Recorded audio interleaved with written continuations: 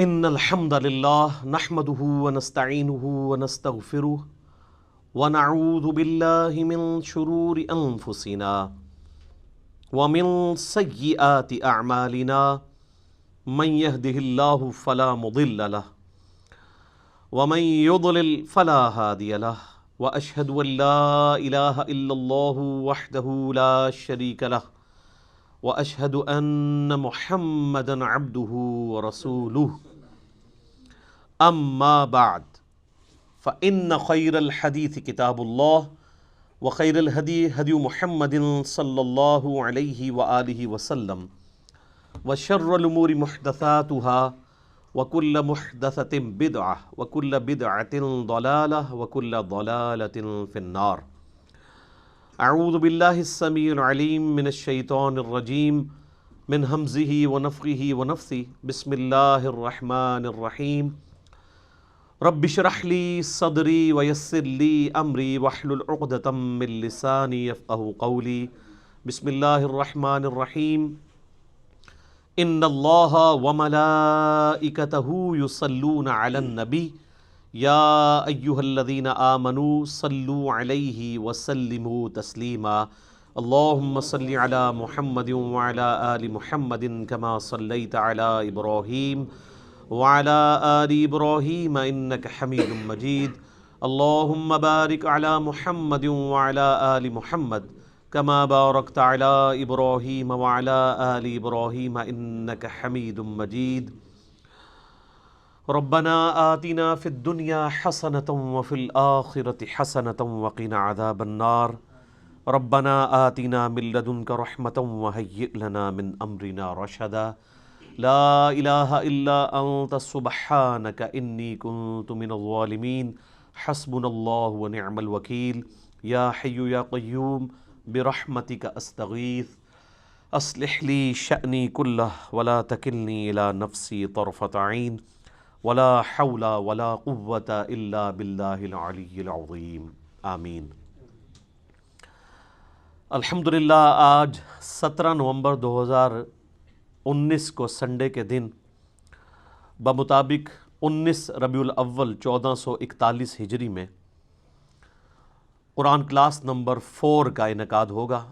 آج کی قرآن کلاس بھی انشاءاللہ تعارف قرآن کے اوپر مشتمل ہے، اور تعارف قرآن کے حوالے سے امید ہے کہ آج کی یہ کلاس آخری کلاس ثابت ہوگی۔ کل 40 علمی پوائنٹس تھے جو میں نے پچھلی 3 کلاسوں میں ان میں سے کچھ حصہ کور کیا ہے، 26 پوائنٹس ہو چکے ہیں۔ آج انشاءاللہ علمی پوائنٹ نمبر 27 سے آن ورڈ سٹارٹ کریں گے۔ علمی پوائنٹ نمبر 27 وہ ہے میرے بھائیوں، قرآن حکیم کے بعض مقامات ایسے ہیں جو اپنے احکامات کے اعتبار سے منسوخ ہو چکے ہوئے ہیں، لیکن وہ ابھی بھی قرآن کا حصہ ہیں۔ ان کی ناسخ جو آیات ہیں وہ بھی قرآن حکیم کے اندر موجود ہیں، اور یہ قرآن حکیم کی خوبی کے طور پہ اللہ تعالیٰ نے اسے بیان کیا ہے، اور اس کا ذکر ہمیں سورۃ البقرہ کی آیت نمبر 106 میں ملتا ہے۔ اعوذ باللہ من الشیطان الرجیم بسم اللہ الرحمن الرحیم ما ننسخ من آیات او ننسیہا، ہم کوئی بھی آیت ایسی نہیں کہ اسے منسوخ کر دیں یا آپ کو بھلا دی جائے۔ نأتی بخیر منہا او مثلہا، ہم اس سے بہتر آیت لے آئیں گے، اس سے بہتر حکم لے آئیں گے یا اس کے برابر۔ الم تعلم ان اللہ علی کل شیء قدیر، کیا تم نہیں جانتے کہ اللہ تعالیٰ ہر چیز کے اوپر قادر ہے؟ تو شریعت کے اندر بھی ناسخ و منسوخ ہے، جس طریقے سے پرانی شریعتیں اور شریعت محمدیہ صلی اللہ علیہ وآلہ وسلم میں ناسخ و منسوخ کا سلسلہ ہے۔ شریعت موسوی کے اندر کئی چیزیں حرام تھیں جو شریعت محمدیہ صلی اللہ علیہ وآلہ وسلم کے اندر حلال ہیں، جیسا کہ بخاری و مسلم کی متفق علیہ حدیث ہے۔ نبی صلی اللہ علیہ وآلہ وسلم نے فرمایا، مجھے اللہ تعالیٰ نے 5 خصوصیات ایسی دی ہیں جو مجھ سے پہلے کسی کو نہیں دی۔ ان میں سے پہلی چیز یہ ہے کہ اللہ تعالیٰ نے مجھے پوری انسانیت کے لیے پیغمبر بنا کر بھیجا ہے۔ اگلے پیغمبروں کو اللہ تعالیٰ کسی قوم اور قبیلے کے لیے بھیجتا تھا، میری نبوت پوری انسانیت کے لیے ہے. وما ارسلناک الا کافۃ للناس بشیرا ونذیرا. دوسرا، اگلی امتوں کے اندر نماز کے لیے اسپیسیفائڈ جگہ ہوا کرتی تھی، جبکہ اللہ تعالیٰ نے میری امت کے لیے یہ آسانی دی ہے کہ پوری زمین کو سجدہ گاہ بنا دیا.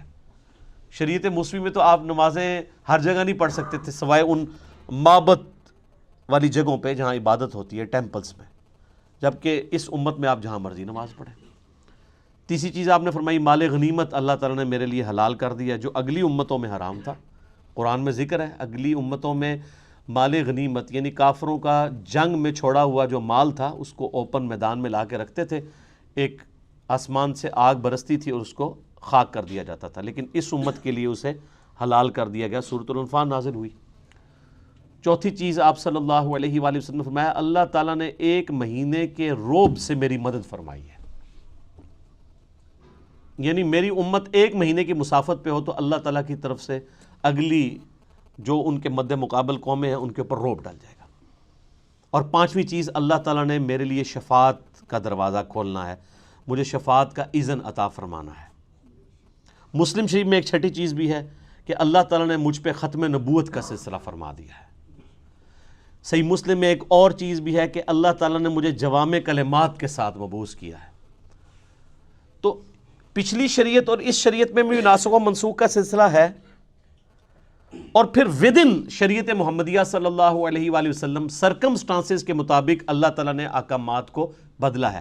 اب اس کے پیچھے حکمت کیا ہے؟ اللہ تعالیٰ ہمارا یہ ہماری قدرت کا یہ بھی شاہکار ہے کہ ہم اپنی شریعت میں بھی کسی بھی وقت چینج کر سکتے ہیں. اللہ تعالیٰ اپنی شریعت کا بھی پابند نہیں ہے، بس اتنے ایریے کے لیے پابند ہے جتنے ایریے کے لیے، جتنے سرکمسٹانسز کے لیے، اوقات کے لیے اسے پابند کیا گیا. جو یونیورسل ٹروتھ ہیں وہ تو اللہ تعالیٰ ہمیشہ کے لیے ان کا پابند ہے، اس لیے کہ لا تبدیل لکلمات اللہ، اللہ کے کلمات نہیں بدلتے، جو اللہ نے رولز طے کیے ہیں. لیکن جہاں پہ اللہ تعالیٰ خود ہی چیزوں کو وقت اور حالات کے مطابق چینج کرتا ہے، اس لیے نہیں کہ اللہ تعالیٰ پہلے بھی وہ کر سکتا تھا، پہلے کر دیتا تو آپ کے لیے مصیبت کھڑی ہو جاتی. شراب کا اگر حکم پہلے دن ہی حرام ہو جاتا تو کتنے لوگ شراب کو چھوڑتے، اس سے گریجولی کیا گیا. اسی طریقے سے آپ ناسخ و منسوخ میں یہ دیکھیں کہ پہلے جو ہے وہ وصیت کو لازم قرار دیا گیا سورۃ البقرہ میں، وراثت کے احکام نہیں آئے تھے. سورہ نساء کے اندر پھر پوری ڈیٹیل آ گئی، اس کی وجہ سے وہ والی آیات منسوخ ہو گئیں. اب اللہ تعالیٰ نے خود وارث کا حصہ رکھ دیا ہے، ماں باپ کو اتنا ملے گا، بیوی کو اتنا ملے گا، بچوں کو بچیوں کو اتنا، پوری ڈیٹیل سورہ نساء کا دوسرا رکوع. اسی طریقے سے سورۃ الانفال میں ہی پہلے آیا کہ جو ریشو پروپورشن کے اعتبار سے ایک مسلمان 10 کافروں پر بھاری ہے. پھر اللہ تعالیٰ نے فرمایا اب ہم نے تمہاری کمزوری دیکھی ہے، اب یہ وہ ریشو پروپورشن قائم نہیں رہے گی. اس میں اللہ کا کوئی قصور نہیں، اس لیے کہ جو نیو مسلم ہیں ان کے ایمان کا لیول وہ نہیں ہے جو مکے کے مسلمانوں کا تھا. تو اللہ تعالیٰ نے اسے ریوائز کیا اور فرمایا کہ اب ایک مسلمان 2 پہ بھاری ہوگا. یہ نہیں ہے کہ وہ اب بھی 10 پہ ہی بھاری رہے گا. وہ اب جو مسلمان ہیں وہ ابو بکر، عمر، عثمان و علی والے مسلمان تو نہیں ہیں. ٹھیک ہوگا؟ تو یہ بھی ناسخ و منسوخ. اسی طریقے سے سورہ نساء کے اندر اللہ تعالیٰ نے فرمایا تھا کہ جو زانی ہے عورت اسے قید کر دو یہاں تک کہ اسے موت آ جائے، یعنی پوری زندگی کے لیے گھر سے باہر نہ وہ نکلے. قید سے مراد کسی جیل خانے میں نہیں، گھر کے اندر. اس میں الفاظ ہیں کہ ان کو گھروں میں رکھو. اور پھر اسی آیت میں آیا کہ یا پھر اللہ تعالیٰ جب ان کے لیے کوئی حکم مقرر فرما دے گا مستقبل میں، اور وہ پھر زنا کی سزا آ گئی 100 کوڑوں کی شکل میں سورہ النور کے اندر. تو اس طریقے سے ناسخ و منسوخ کا ایک سلسلہ ہے. قرآن حکیم کے اسٹوڈنٹ کو یہ بھی پتہ ہونا چاہیے. ناسخ و منسوخ تو بہت لوگوں نے اس پہ اوپر کام کیا ہے، اور بعض جو علماء ہیں نا وہ انہی چیزوں کا سہارا لے کے کہتے ہیں قرآن بڑا مشکل ہے. قرآن پتہ ہے اس میں تو کچھ منسوخ آیات بھی ہیں، ان سے ہی پوچھ لیں کتنی ہیں آپ بتا دیں تو ان کو بھی نہیں پتہ ہوں گی، تو کہانیاں کراتے ہیں. ٹوٹل 5 مقامات ہیں، اور وہ بھی آپ ناسخ و منسوخ اس اعتبار سے نہیں ہے بلکہ وہ سرکمسٹانسز کے اعتبار سے. دین جو اسٹیبلش ہمیں پتہ ہے یہی دین ہے، اسٹیبلش ہو کے. یعنی آج کسی مسلمان کے بچے کو یہ بتانا ضروری ہے کہ پہلے شراب جو ہے وہ جائز تھی، بعد میں حرام قرار دی گئی. اینڈ رزلٹ سب کو پتہ ہے. اب اس کے اندر سے کیا نکالنا ہے؟ خام خواہ ایک معاملے کو الجھانا، علمی روب ڈالنا، بلکہ میں اسے علمی روب نہیں، علمی شہوت کہتا ہوں. جیسے وہ شہوات، یہ شہوت ویسے اردو میں تو لفظ نٹوریس، عربی میں شہوت یعنی کہتے ہیں کسی چیز کی لت پڑ جانا، وہ کسی بھی فارم میں ہو سکتی ہے. یہ ہم اسے سیکس کے ساتھ ریلیٹ کرتے ہیں، ویسے بھی کوئی دنیا کی محبت بھی ایک شہوات، دنیاوی شہوات. جو مسلم شریف میں حدیث ہے کہ اللہ تعالیٰ نے جنت کو جو ہے وہ تکلیف کے ساتھ ڈھانپ رکھا ہے اور جہنم کو شہوات کے ساتھ ڈھانپ رکھا ہے. یعنی دنیا کی جو لذت والی چیزیں ہیں وہ جہنم کی طرف لے جانے والی ہیں، اور جنت تک پہنچنے کے لیے آپ کو شریعت کی ہرڈلز، تکلیف دہ چیزیں عبور کرنی پڑیں گی. تو یہ علمی شہوت ہوتی ہے علماء کی، جو اس قسم کی باتیں کر کے الجھاتے ہیں. اس حوالے سے الفوز الکبیر فی اصول تفسیر شاہ ولی اللہ دہلوی کی جو کتاب ہے، انہوں نے وہ 5 مقامات ڈسکس کیے ہیں، جن میں سے 3 میں نے ویسے ہی فی البدی کر دی ہے. تو یہ چیز بھی اس حوالے سے کلیئر ہونی چاہیے. علمی پوائنٹ نمبر 28 وہ ہے میرے بھائیوں، قرآن حکیم کی کل جو 114 صورتیں ہیں جو میں نے شروع میں بتایا تھا، ان میں سے 113 صورتوں کا آغاز بسم اللہ الرحمن الرحیم سے ہوتا ہے، سوائے ایک صورت کے، اور وہ ہے سورہ التوبہ. اس کے آغاز میں بسم اللہ نہیں ہے، لیکن اوورال پورے قرآن میں 114 بسم اللہ پوری ہیں، کیونکہ سورہ نمل کے اندر آغاز میں بھی بسم اللہ آتی ہے، اور سورہ نمل میں ایز اے آیت بھی آتی ہے، اِنَّهُ مِن سُلَيْمَانَ وَإِنَّهُ بسم اللہ الرحمن الرحیم. جو ملکہ بلقیس کے پاس خط آتا ہے تو وہ کہتی ہے یہ کوئی معزز خط ہے اور یہ سلیمان کی جانب سے ہے، اور اس کا آغاز ہے بسم اللہ الرحمن الرحیم سے. تو وہ بسم اللہ اگر آپ جوڑ لیں تو 114 صورتیں ہیں قرآن کی، اور بسم اللہ بھی 114 ہی ہیں، لیکن 113 دفعہ صورتوں کے آغاز میں، اور ایک جو ہے وہ صورت بغیر بسم اللہ کے ہے، وہ سورہ التوبہ ہے، اور اس کی کمپنسیشن بھی سورہ نمل میں ایز اے آیت بھی ہے. سورہ توبہ کے سٹارٹ میں بسم اللہ نہ آنے کی کئی ایک حکمتیں لوگوں نے بیان کی ہیں. سب سے جو مضبوط رائے ہے وہ یہ ہے، چونکہ اس صورت میں اللہ تعالیٰ کے غضب کا کوڑا برسا مشرکین عرب کے اوپر، کیونکہ اس کا آغاز ہی بڑا جارحانہ ہے، برات، اعلان برات ہے. اللہ تعالیٰ نے بیزاری کا اظہار کر دیا اور اس کے رسول نے ان کافروں سے. یعنی وہ 23 سالہ جو دعوت کا دور تھا، جس میں دعوت، تبلیغ، دعوت، اور اچانک اب 23 سال کے بعد اللہ تعالیٰ کہہ رہے جی اب کوئی ذمہ داری نہیں ہے، 4 مہینے کا ٹائم ہے، یا تو یہ اسلام قبول کریں گے یا عرب کی سرزمین چھوڑ کے چلے جائیں گے، اور اگر عرب میں رہیں گے تو قتل کیے جائیں گے. عذاب استیصال ان کے اوپر آئے گا، کیونکہ اگلے نبیوں کے منکرین پہ بھی تو عذاب آتا تھا نا. قوم نوح پہ عذاب آیا نا سیلاب کی شکل میں، قوم لوط پر پتھروں کی شکل میں، قوم فرعون کو سمندر میں ڈبویا گیا. تو ہمارے نبی کے انکار کرنے پر بھی کافروں پر عذاب آنا تھا. 23 سال چھٹی دی کھلی. اس دفعہ سورہ توبہ میں آیا کہ اب عذاب کی یہ شکل ہوگی کہ مسلمانوں کی تلواریں ان پہ مسلط کی جائیں گی. اور سورہ توبہ کی آیت ہے 14 نمبر، اللہ تعالیٰ فرماتا ہے مسلمانوں اللہ تعالیٰ انہیں عذاب دے گا تمہاری تلواروں سے. تو نبی علیہ السلام کی کیس میں عذاب استیصال بجائے چنگھاڑ اور آسمان سے پتھر برسنے یا سمندر میں غرق کرنے کی بجائے تلوار کے ذریعے کافروں پر مسلط ہوا، جس کی پہلی قسط جو ہے وہ غزوہ بدر کی شکل میں آئی، اور آخری قسط جو ہے وہ مشرکین عرب پہ غزوہ حنین کی شکل میں آئی. تو یہ نبی علیہ السلام کی خصوصیت ہے. میرا اس پہ بھی لیکچر ہے، مسئلہ 85، قرآن اور قتال ہمارے نبی علیہ السلام کی 2 خصوصیات. ہمارے نبی علیہ السلام کا معجزہ بھی اگلے انبیاء سے مختلف ہے، یعنی وہ حصی معجزہ نہیں ہے دعوی نبوت والا، بلکہ قرآن ہے. اور عذاب استیصال بھی مختلف ہے، اللہ کی طرف سے نہیں ہے بلکہ قتال اور تلوار کے ذریعے مسلط ہوا. تو چونکہ اس کا ذکر تھا، اور یہی آج کل کافر بھی کوٹ کرتا ہے قرآن میں دھمکی لکھی، اور دھمکی وہ ان لوگوں کے لیے، آج کے کافروں کے لیے نہیں ہے، وہ اللہ کا عذاب ہے ان پر کہ 23 سال کے بعد اب اسلام نہیں قبول کیا. تو وہ اللہ کا کرنا ہوا کہ اسلام قبول ہی کر لیے سب نے. اللہ تعالیٰ نے ان کے دل اسلام کے لیے کھول دیے، وقتی طور پہ تو ڈر کے کیا طلقاء نے، اور اللہ نے بعد میں ایمان بھی پھر استقامت دے دی لوگوں کو. تو اس لیے سورہ توبہ میں چونکہ اللہ تعالیٰ کی جلالی صفت ڈومیننٹ ہے، غزوہ تبوک کے اعتبار سے ایون صحابہ کرام پہ بھی بڑی یعنی سخت گرفت کی گئی ہے، ان صحابہ کے اوپر جنہوں نے سستی دکھائی. تو اس لیے اس کا آغاز بغیر بسم اللہ کے، اللہ کی رحمان اور رحیم کی صفت کے بغیر ہے. تو یہ 114 کا عدد پورا ہو جاتا ہے جب سورہ نمل میں وہ بسم اللہ کر دی جائے۔ علمی پوائنٹ نمبر 29 وہ ہے میرے بھائیوں، قرآن حکیم میں آیات کتنی ہیں؟ ایسے پبلک میں تو مشہور ہے جی 6666، اے بھی جھوٹ رہا ہے، کہتے گنیاں جے، کبھی گنی کسی نے کہ قرآن حکیم میں 6666 آیات ہے بھی ہیں کہ نہیں؟ قرآن حکیم میں اگر بسم اللہ الرحمن الرحیم سورت کے شروع میں جو آتا ہے اس کو چھوڑ دیا جائے اور صرف سورتوں میں آنے والی آیات کو جمع کیا جائے تو قرآن حکیم میں کل آیات کی تعداد ہے 6236۔ اور اگر بسم اللہ کو بھی شامل کر لیا جائے ایز اے آیت تو ظاہر ہے قرآن حکیم میں 113 جگہ بسم اللہ بھی ہے سورتوں کے آغاز میں۔ وہ جو 114ویں مرتبہ ہے وہ تو سورت کے اندر ہے نا، وہ ویسے ہی ٹوٹل میں شمار ہوئی ہوئی ہے، 113 اس میں ایڈ کریں تو 6349 6349 ہے، اور بغیر بسم اللہ کے کریں تو 6236 آیات۔ یہ 6666 پتہ نہیں کس نے مشہور کر دی ہوئی ہے۔ وہ کورسز میں بھی ایون آپ کے جو اسلامیات پڑھائی جاتی ہے اس میں بھی یہ لکھا ہوا ہے، تو جو اسلامیات کے ٹیچر ہیں ان کو کہے کہ یار یہ کوئی مشکل کام تو نہیں ہے، میرا 1-1.5 گھنٹے کی پریکٹس ہے، آپ سورتوں کے شروع میں لکھا ہوتا ہے سورت کے اندر کتنی آیات ہیں وہ جمع کر کے دیکھ لیں، تو آپ حیران ہوں گے کہ آپ کو وہ باتیں بھی جن کے بارے میں آپ کو گمان بھی نہیں تھا کہ یہ تو کم از کم ٹھیک بتائی ہوں گی وہ بھی غلط بتائی ہوئی ہیں۔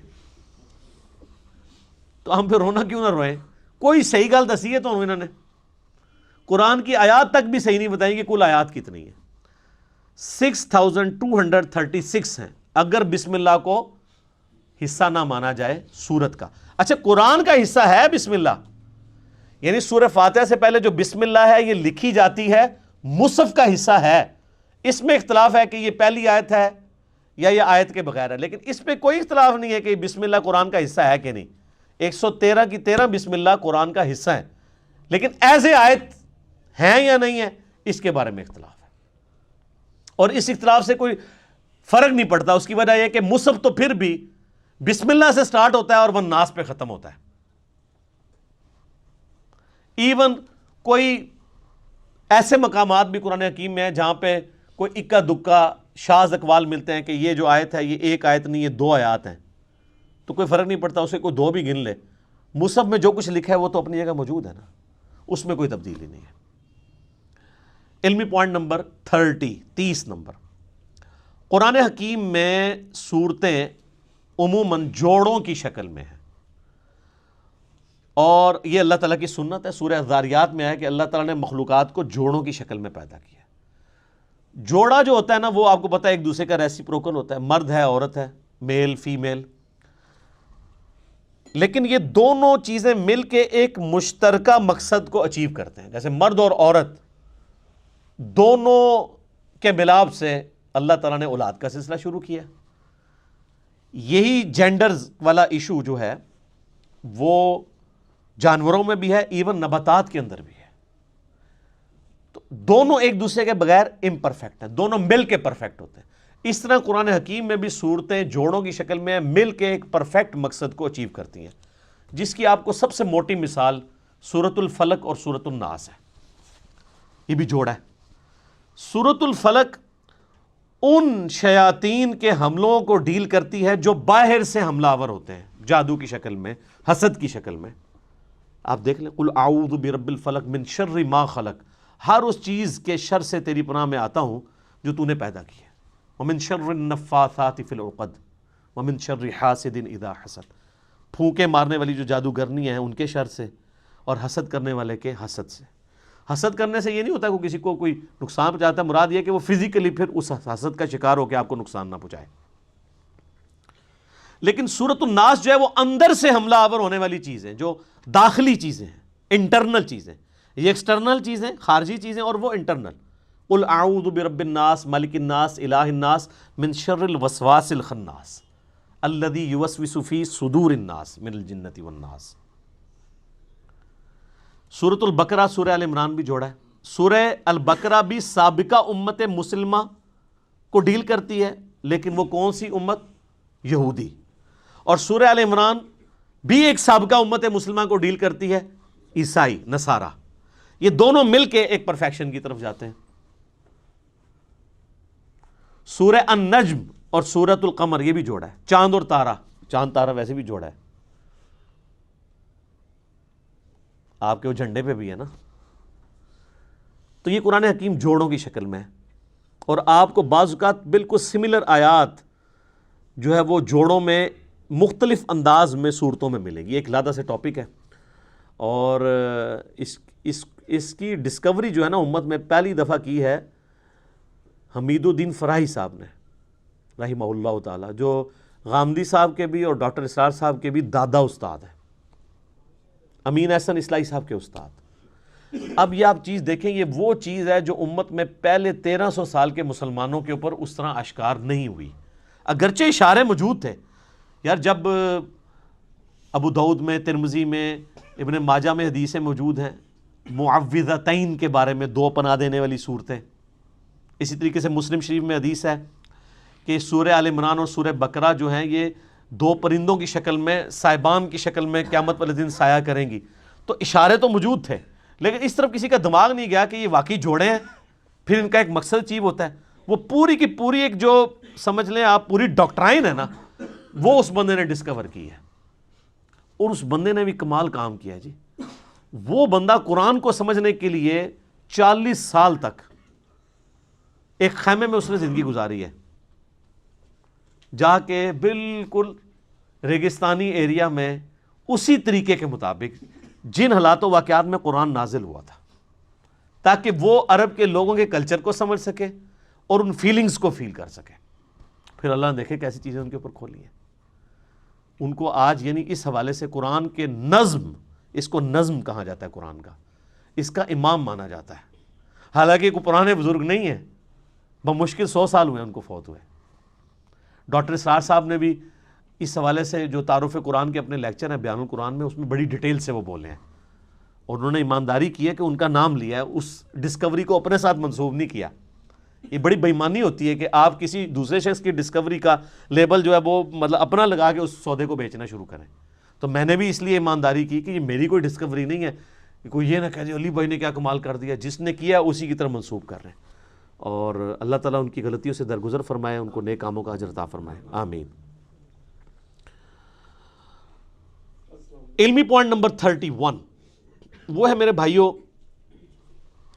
قرآن حکیم کی اگر سب ڈویژن کی جائے تو قرآن حکیم میں کل 7 منازل ہیں جو صحابہ کرام کے دور میں اسٹیبلش ہو چکی تھی، کیونکہ صحابہ کرام علیہم رضوان کے دور میں یہ اسٹیبلش تھا کہ قرآن حکیم وہ ایک مصحف کو 7 دن کے اندر مکمل کرتے تھے۔ ترمذی میں حدیث ہے جس نے 3 دن سے کم میں قرآن ختم کیا اس نے قرآن کا حقی ادا نہیں کیا۔ یہ ان کو کہا جا رہا ہے جن کو عربی آتی ہے، اور جو کہتے ہیں ہمارے بزرگ ایک ایک رات میں پورا قرآن ختم کرتے ہیں تو وہ کیڑا ثواب کھٹتے رہے ہیں، آپ سمجھ لو۔ صحابہ کو کہا جا رہا ہے 3 دن سے کم میں قرآن مکمل نہیں کرنا، تو 3 دن میں صحابہ کرام قرآن مکمل کرتے تھے یا 7 دن کے اندر۔ تو اب 7 دن کے لیے پھر انہوں نے اپنی منزلیں مقرر کر لی۔ یہ منزل کا لفظ آپ بھی آج کل وہ بزرگوں کے وظائف کی کتابیں بھی ہیں نا، وہ منزلیں لکھتے ہیں، ٹھیک ہے، وہ کہتے ہیں تصوف کی اتنی منزلیں طے کر لی ہیں۔ لفظ قرآن سے ہی پکڑا ہوا ہے۔ صحابہ کرام کے دور میں یہ اسٹیبلش ہو گیا تھا کہ جس نے 7 دن کے اندر قرآن ختم کرنا ہے نا، اس کے لیے انہوں نے ثانی کر کے نا ایکولی ڈیوائیڈ کر کے، آلموسٹ ایکولی ڈیوائیڈ کیا، 100% نہیں۔ اور چونکہ یہ صحابہ کرام کی ڈویژن تھی، اس میں آپ کو پھر اس طرح کی خامی نظر نہیں آئے گی جو پاروں کے ڈویژن میں نظر آئی ہے، وہ میں اگلے پوائنٹ میں ڈسکس کروں گا۔ اگر سورہ فاتحہ کو آپ قرآن کا مقدمہ مان لیں، پریفیس ہے نا ظاہر ہے، تو پہلی منزل کے اندر 3 سورتیں ہیں، دوسری میں 5، تیسری میں 7، چوتھی میں 9، پانچویں میں 11، چھٹی میں 13۔ دیکھیں کتنی زبردست ایونلی چل رہا ہے۔ اور 7ویں میں 65 صورتیں ہیں، وہ بھی 13 کا ملٹیپل ہے، 13 کو 5 سے ضرب دیں تو 65۔ یہ صحابہ کرام نے اچھا، اور یہ جو انہوں نے ڈویژن کیا ہے، اس سے آلموسٹ قرآن کے 7 برابر حصے بن جاتے ہیں۔ اگر کسی نے ایک ہفتے میں قرآن ختم کرنا ہے تو ہفتے والے دن اگر وہ ہفتے سے سٹارٹ کرتا ہے تو وہ پہلی منزل مکمل کرے، اتوار کو دوسری کرتے کرتے تو جمعے والے دن اس کا قرآن مکمل ہو جائے گا۔ تو یہ منازل کا سلسلہ کیا گیا۔ علمی پوائنٹ نمبر 32 وہ ہے میرے بھائیوں ذرا کڑوی بات کہ قرآن حکیم کی جو یہ پاروں کی ڈویژن ہے یہ نبی علیہ السلام نے نہیں کروائی، صحابہ کرام نے بھی نہیں کی، یہ تابعین کے دور میں اس کی ڈویژن ہوئی۔ جب لوگ سست ہو گئے، ہفتے میں قرآن مکمل نہیں کر سکتے تھے، تو پھر مشورہ کیا گیا کہ یار چلو مہینے میں قرآن مکمل کیا جائے، تو پھر 30 دنوں کے اوپر سے ڈیوائڈ کر دیا جائے۔ تو میرے خیال ہے کوئی پڑھا لکھا انہوں نے بندہ بٹھایا، انہیں جناب اینج کر کے نا قرآن حکیم کھولیا، اینج کیتا اور صفحے گننے شروع کیے، اور قرآن پاک کے 30 پارے بنا کے سائڈ پہ ہو گیا۔ اور وہ بنائے کیا، وہ آج تک ہماری مصیبت ہمارے گلے میں فٹ ہے۔ اس کا سب سے بڑا آپ جو بلنڈر دیکھیں ان پاروں میں، چونکہ یہ قرآن و حدیث سے نہیں ہے تو ظاہر ہے انسان تو پھر غلطی کرے گا۔ تو اب مجھے اندازہ لگائیں جو یہ کہتے ہیں کہ جی شیعہ کہتے ہیں 40 پارے ہیں، وہ پارے تو 30 بھی کوئی نہیں تھے، 40 کہاں سے آنے ہیں؟ یہ بات ہی چلی ہے۔ اگر ان سے پوچھے شیعہ کا قرآن جا کے دیکھا ہے، نہیں۔ یہ اب سعودیہ میں کئی قرآن ہیں وہ پاروں کی ڈویژن کے بغیر چھپ رہے ہیں، وہ بیچ میں سے آیات شروع ہو رہی ہوتی ہیں، کیونکہ پاروں کی ڈویژن کو تو وہ اسٹیبلش مانتے ہی نہیں ہے نا، صورتوں کی ڈویژن ہے، منازل کی ہے۔ اب یہ دیکھیں بلنڈر کیا ہوا ہے۔ پارہ نمبر 13 جو ہے اس کی آخری آیت، ایک آیت صرف سورۃ الحجر کی پہلی آیت ہے، اعوذ باللہ من الشیطان الرجیم، الف لام را تلک آیات الکتاب وقرآن مبین، اور پوری سورہ ہجر پارہ نمبر 14 میں ہے، ربما یود الذین کفروا لو کانوا مسلمین۔ یہ ایک لائن اگر 14ویں پارے میں چلی جاتی تو یہ سورت تو نہ ٹوٹتی، سورت ہی توڑ دی۔ ایک لائن کے پیچھے، ایک لائن بھی نہیں، یہ آدھی لائن ہی بنتی ہے۔ ایک آیت پارہ نمبر 13 کے اینڈ پہ رکھی اور پوری سورت پارہ نمبر 14 میں کر دی۔ تو یہ کتنی بے وقوفانہ قسم کی ڈویژن ان لوگوں نے کی۔ سورہ یاسین بھی آپ دیکھ لیں، کچھ حصہ اس کا 22ویں پارے میں ہے، باقی میجورٹی سارا وہ صرف اس لیے کہ انہوں نے صفحے پورے کیے ہیں ایسے کر کے۔ اور یہ ایسے ایسے کر کے بھی اگر آپ الفاظ دیکھیں تو ابھی بھی پورے نہیں ہیں۔ آج کے دور میں تو ہم میتھمیٹیکلی بھی کر سکتے ہیں، ابھی بھی پاروں کو ریوائز کیا جا سکتا ہے، ایونلی ابھی بھی ڈسٹریبیوٹ کوئی نہیں ہے۔ اگر آپ کہنا کہ 100% ہر پارے کے رکوع یا اس کے الفاظ یا اس کی لینتھ برابر ہے دوسرے کے، تو ایسا نہیں ہے۔ رکوع تو چلے برابر نہیں ہو سکتے، چھوٹے بڑے ہیں، الفاظ تو برابر ہو سکتے ہیں نا، آیات بھی برابر نہیں ہو سکتی، چھوٹی بڑی ہیں، نہیں نظر آئیں گی آپ کو۔ تو یہ پاروں کے ڈویژن کو ہم سرے سے مانتے ہی نہیں ہیں۔ یہ پاروں کی ڈویژن تابعین کے دور میں مولویوں نے، حکمرانوں کی بنائی ہوئی ہے، اس کی کوئی حیثیت نہیں ہے۔ لیکن اب چونکہ یہ اسٹیبلش ہو چکی ہے اور لوگوں کے لیے مہینے میں قرآن ختم کرنا آسان ہے، اسے ہم بدعت بھی نہیں کہتے، یہ انتظامی معاملہ ہے۔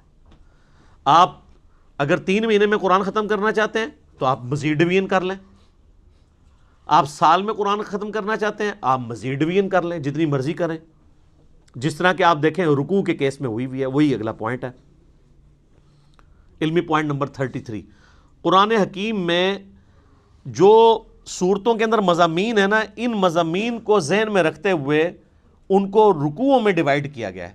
یعنی ایک طرح کا مضمون ہے یا ایک طرح کا ایک واقعہ ہے جو کنکلوڈ ہو رہا ہے، تو اس کو پورے کو ایک رکوع میں رکھا گیا ہے۔ اور یہ کمال کی بات ہے کہ رکوع بھی اگرچہ بعد میں ڈیفائن ہوئے ہیں، صحابہ نے نہیں کیے، لیکن یہ کام جن لوگوں نے کیا ہے بڑی محنت سے کیا ہے، اور واقعی نظر اکا دکا مقامات پہ آپ اختلاف کر سکتے ہیں، ادروائز اگر آپ اوورال دیکھیں نا، جو رکوع ہے نا وہ اتنے پیارے خوبصورتی سے ڈیوائیڈ کیے گئے ہیں کہ پورے کے پورے مضمون ایک رکوع کے اندر کور ہوتا ہے، اور جیسے ہی اگلا رکوع شروع ہوتا ہے ایک نیا مضمون ہے۔ یہ داد دینی پڑے گی، جس طرح 30 پاروں میں انہوں نے جو بلنڈر کیا اس کو ہائی لائٹ کرنا ضروری ہے، یہ داد دینا بھی ضروری ہے کہ رکوعوں کی ترتیب بڑی زبردست لگائی ہے۔ اور اس میں انہوں نے دیکھیں خود مانا ہے کہ پاروں کی ترتیب غلط ہے، اس میں انہوں نے پاروں کا بھی خیال نہیں رکھا۔ ہونا تو چاہیے تھا کہ ایک پارہ ختم ہو رہا ہے تو رکوع بھی ختم ہو، ایسا نہیں ہے۔ آپ ذرا سورہ یاسین کا دوسرا رکوع دیکھیں، سورہ یاسین کا دوسرا رکوع جو ہے وہ پارہ نمبر 22 سے شروع ہوتا ہے، وَاضْرِبْ لَهُمْ مَثَلًا أَصْحَابَ الْقَرْيَةِ،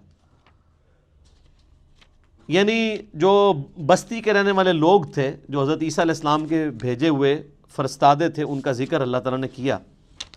تو اب ان کا ذکر شروع ہوا پارہ نمبر 22 میں آیت نمبر 13 سے، لیکن یہ سورت ختم ہوتی ہے نا یہ جو پارہ ختم ہوتا ہے اتبعوا من لا يسألكم اجرا وهم مهتدون، لیکن یہاں پہ وہ واقعہ مکمل نہیں ہوتا کہ حضرت عیسیٰ نے جو دو اپنے صحابی یا دو پیغمبر سب پیغمبر بھیجے دعوت کے لیے کسی بستی میں، تو ان کے ساتھ ہوا کیا؟ تو اس لیے رکوع ختم نہیں ہوتا، رکوع آگے بھی چلتا ہے، اس کا دوسرا رکوع وما لی لا اعبد الذی فطرنی والیہ ترجعون، اب پارہ 23 شروع ہو گیا ہے، لیکن رکوع وہی والا چل رہا ہے دوسرا، کرتے کرتے جب تک یہ کنکلوڈ نہیں ہو گیا نا پورا واقعہ، اس وقت تک وہ رکوع ختم نہیں ہوا، جا کے وہ ختم ہوا ہے آیت نمبر 32 میں۔ تو رکوع میں مضامین کا خیال رکھا گیا، اور پورے قرآن میں ٹوٹل جو رکوع ہیں وہ ہیں 558 558،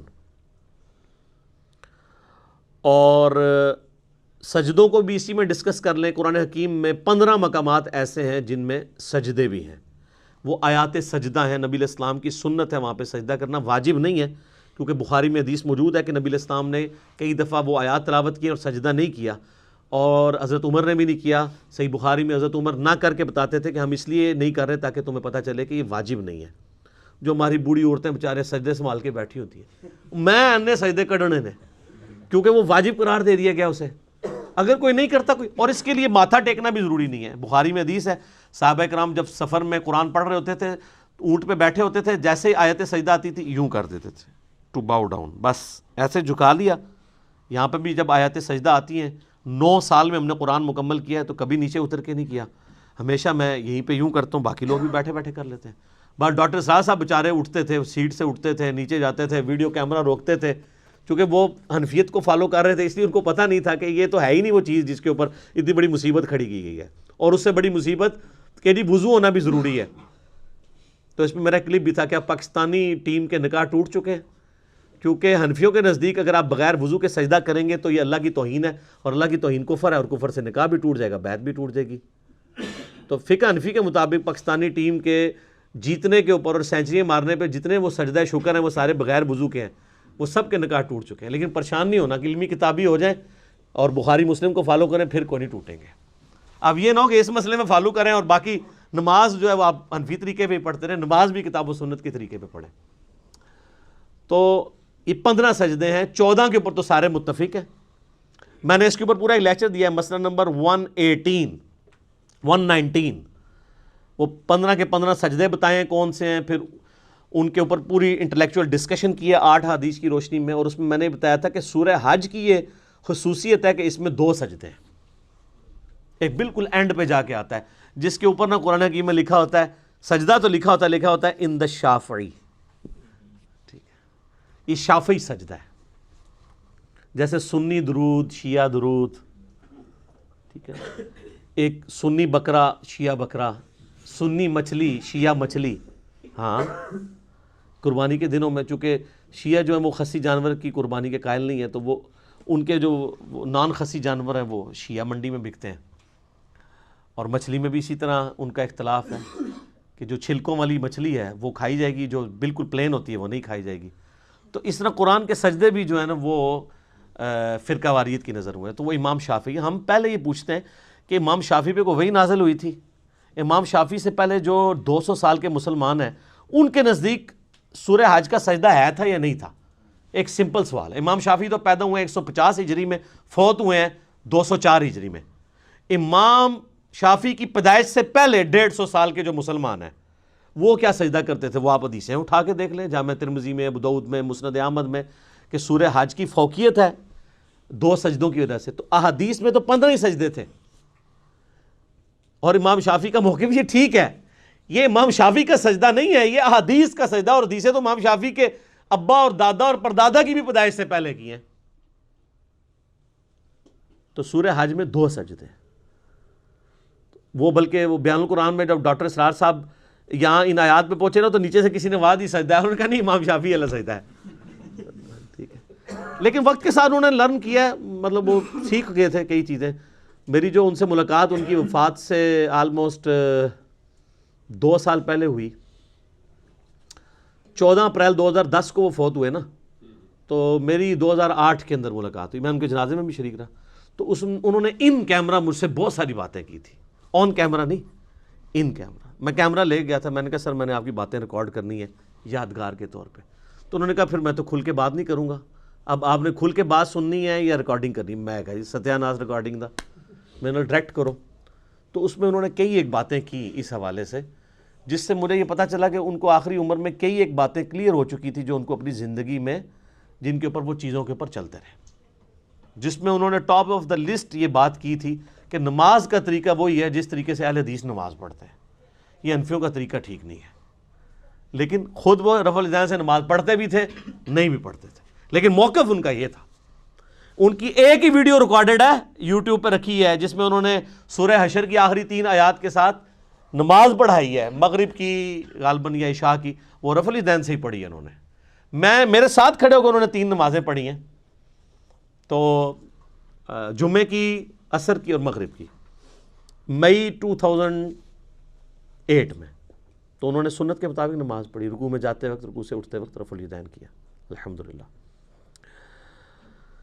علمی پوائنٹ نمبر 34 وہ ہے میرے بھائیوں، قرآن حکیم فلسفے یا سائنس کی کتاب نہیں ہے، بلکہ یہ کتاب ہے ہدایت انسانی کی۔ اگرچہ اس میں سائنٹیفک فیکٹ سے ریلیٹڈ 1000 سے زیادہ آیات ہیں، لیکن ان فزیکل فینامنا آف نیچر یا التذکیر بآلاء اللہ کے ذریعے اللہ کا تعارف کروایا گیا ہے۔ مقصد سائنٹیفک فیکٹس بیان کرنا نہیں ہے۔ تو قرآن ایک لٹریچر کی بک ہے، اور اس لٹریچر کی بک کا مقصد بھی انسانی ہدایت ہے۔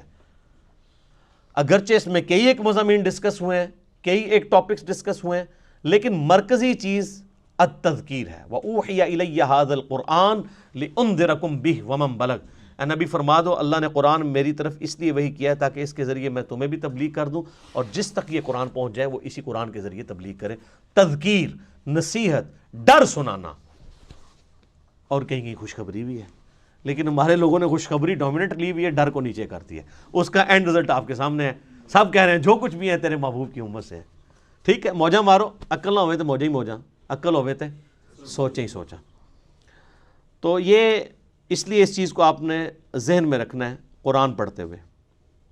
اچھا، علمی پوائنٹ نمبر 35 وہ ہے قرآن حکیم کو سمجھنے کے لیے جہاں تک تعلق ہے شرعی احکامات کا، شریعت محمدیہ صلی اللہ علیہ وآلہ وسلم کا، تو اس کے لیے ہم اپنے سلف کی طرف رجوع کریں گے کہ صحابہ، تابعین، تبع تابعین نے ان معاملات کو کیسے سمجھا۔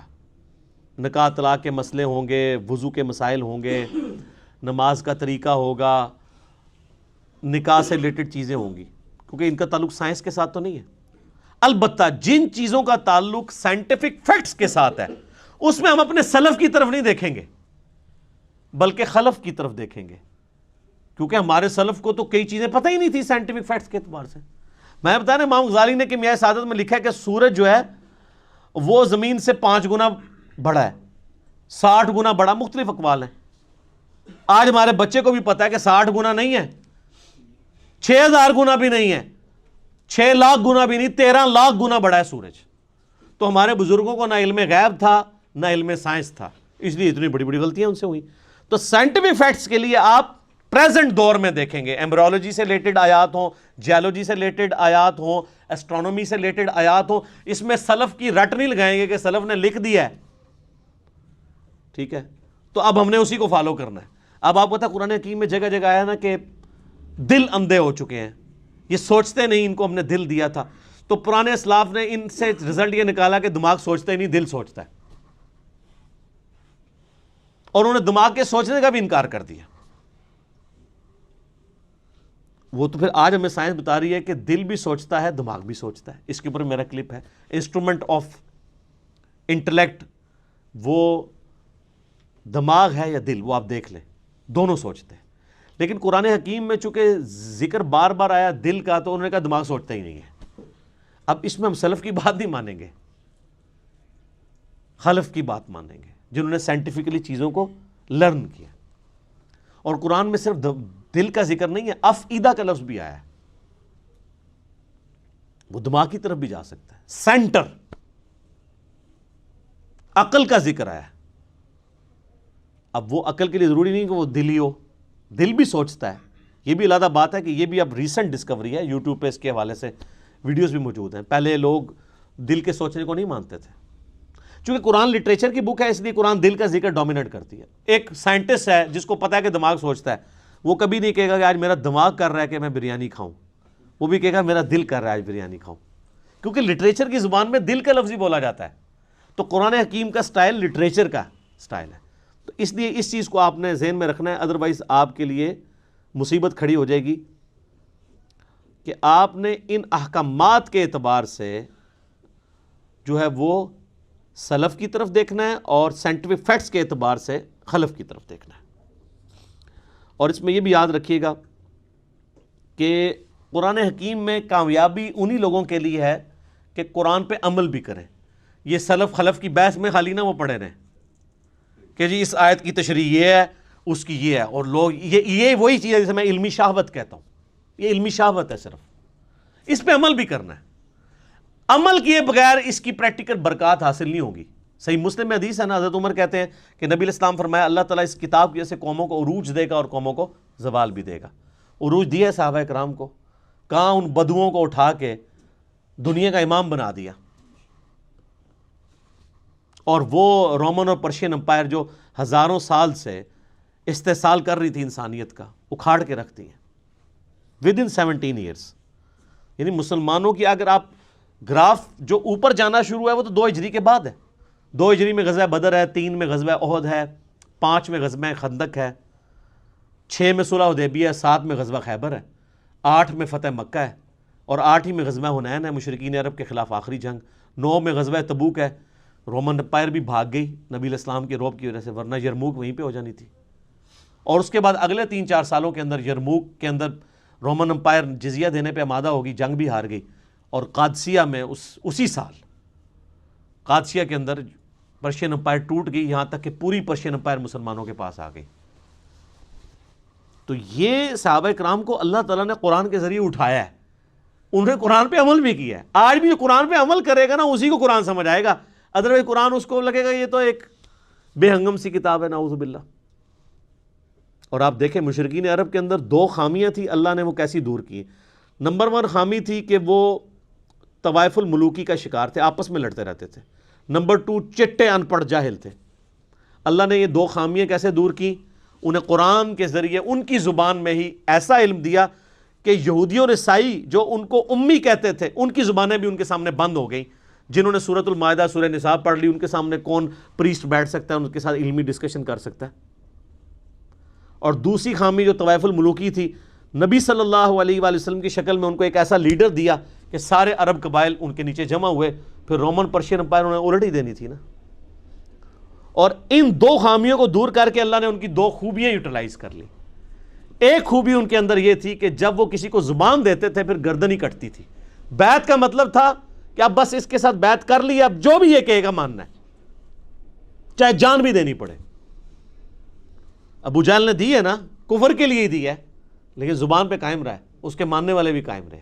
یہ تو یہودی تھے جو کمزور ایمان والے تھے نا, ان کو پھر اللہ نے اٹھایا بھی تو نہیں. 10 یہودی بھی مسلمان نہیں ہوئے.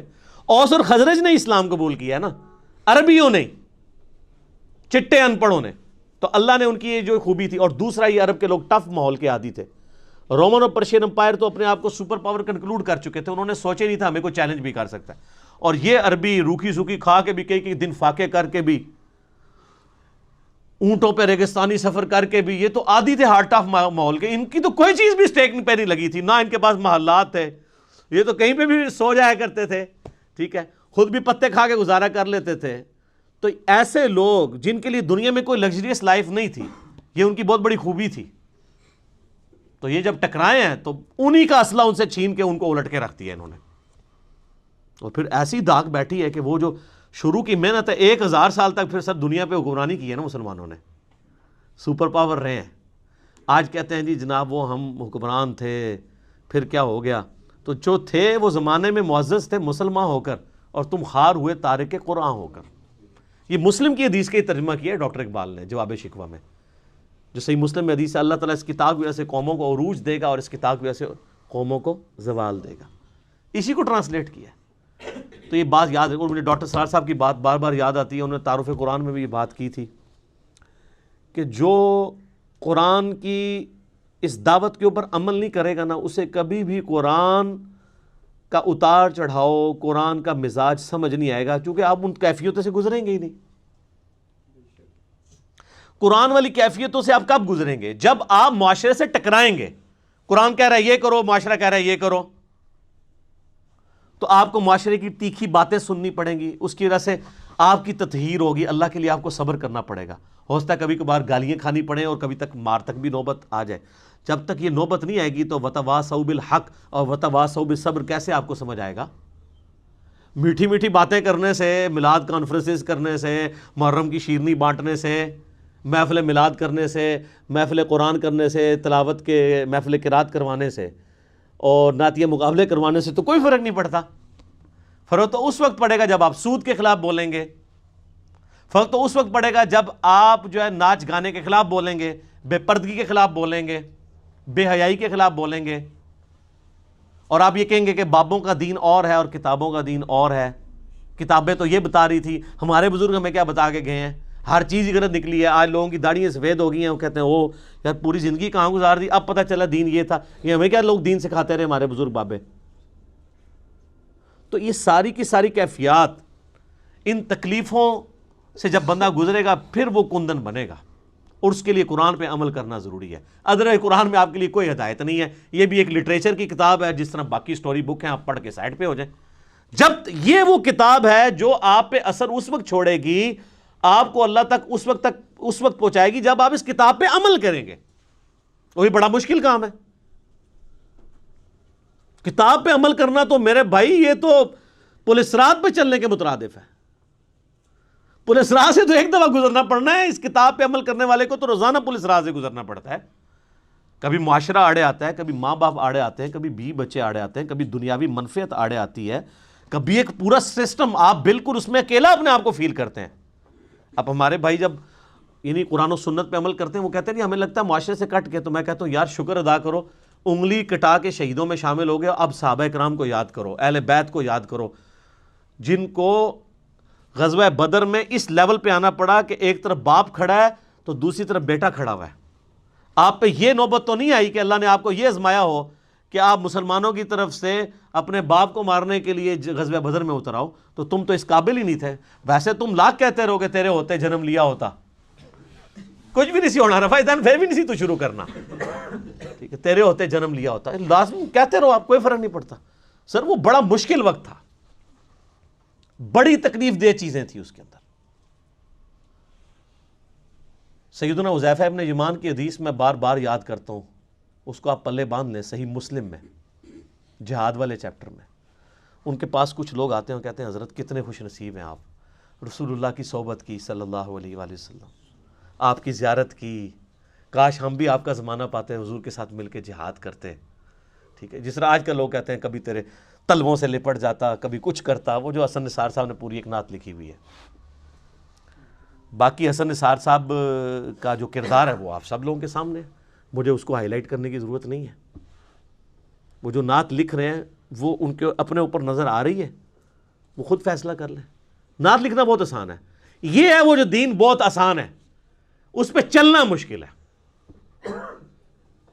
تو صحیح مسلم کے الفاظ ہیں، حذیفہ ابن یمان کہتے ہیں یہ اتنا آسان کام نہیں، اتنے بڑے بڑے دعوے نہ کرو، نعتہ نہ لکھو، آج دے دور ایڈی مشکل نعتہ نہ لکھو۔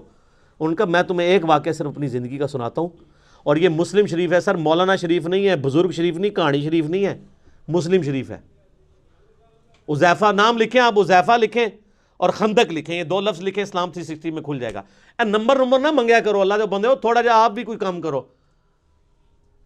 5ویں کلاس کے بچے کو اسلام 360 دے دینا، 5 منٹ بعد میں اس کو کہوں گا وہ حدیث ڈھونڈ دے گا، ایڈے بڑے ٹگے نہیں۔ آپ یونیک لفظ لکھیں، میں بول رہا ہوں حذیفہ ابن یمان غزوہ خندق کا موقع، آپ حذیفہ لکھیں، خندق لکھیں، تو اسلام 360 حافظہ اللہ تعالی آپ کو حدیث کھول دے گا۔ مسلم شریف سلیکٹ کر لیں، مسلم شریف بھی نہ سلیکٹ کریں، حدیث کی کتابیں کریں، وہ خود ہی بتائے گا یہ حدیث کہاں پہ ہے۔ چلو، تو حذیفہ ابن یمان کہتے ہیں رضی اللہ تعالیٰ عنہ، نبی علیہ السلام نے ایک سخت سردیوں کی رات میں، جب کہ آپ کو پتہ ہے غزوہ احزاب کے موقع پہ کتنا مشکل وقت تھا، خندق کھودی ہوئی ہے، اس طرف کافر بیٹھے ہیں، اس طرف مسلمان بیٹھے ہوئے ہیں، سخت سردی ہے، بڑا ٹف ماحول ہے۔ نبی علیہ السلام نے کہا کون ہے جو اٹھے اور جا کے کافروں کی جاسوسی کرے اور جنت میں اپنے نبی کا پڑوس حاصل کر لے. ہائے ہائے ہائے ہائے, یہ سارے نعتوں والے کہتے ہیں میکل ہو جڑا سی انج کر کے. یہ کہنا آسان ہے, غلامی رسول میں جو داڑھی نہیں رکھ رہا اس کو موت کہاں سے قبول ہونی ہے؟ غلامی رسول میں جو فجر کی نماز نہیں اٹھ کے پڑھ سکتا بسترا چھوڑ کے, اس نے موت کہاں سے قبول کرنی ہے؟ حضرت حذیفہ ابن یمان کہتے ہیں کہ اتنی بڑی بشارت سن کے بھی کوئی ایک صحابی بھی نہیں تھا جو کھڑا ہو, اس لیے کہ سخت سردی کی رات تھی, لوگ چاہتے تھے کسی اور کی ڈیوٹی لگ جائے.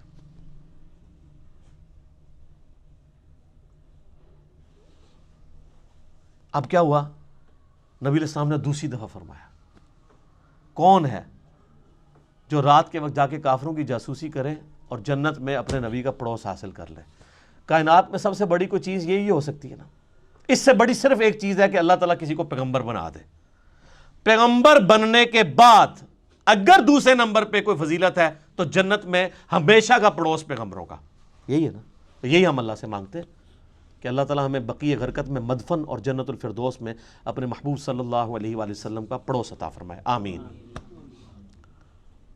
حضرت حذیفہ کہتے ہیں دوسری بار بھی کوئی نہیں کھڑا ہوا, تیسری دفعہ بھی کوئی نہیں کھڑا ہوا, چوتھی دفعہ نبی علیہ السلام فرمایا حذیفہ, آپ کہتے ہیں میں نے دل میں کہا لو جی مارے کے, اب تو جانا ہی پڑے گا, میری ڈیوٹی لگی, کیونکہ اب تو بائی نیم حکم آ گیا نا.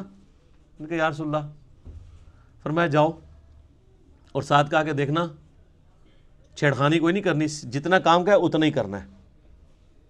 کہتا ہے میں اٹھا, اب سوچ رہا تھا سخت سردی ہیں ریگستان کی, باہر جا کے کیا بنے گا میرا. کہتے ہیں اللہ کی قسم جب میں اٹھا تو مجھے لگا میں گرم حمام میں داخل ہو گیا ہوں, میرے اوپر کسی نے نا کوئی گرم رضائی اوڑھ دی ہے سخت سردیوں میں. اور کہتے ہیں میں اسی طرح باہر گیا پھرتا رہا, ٹھنڈ ختم ہی ہو گئی.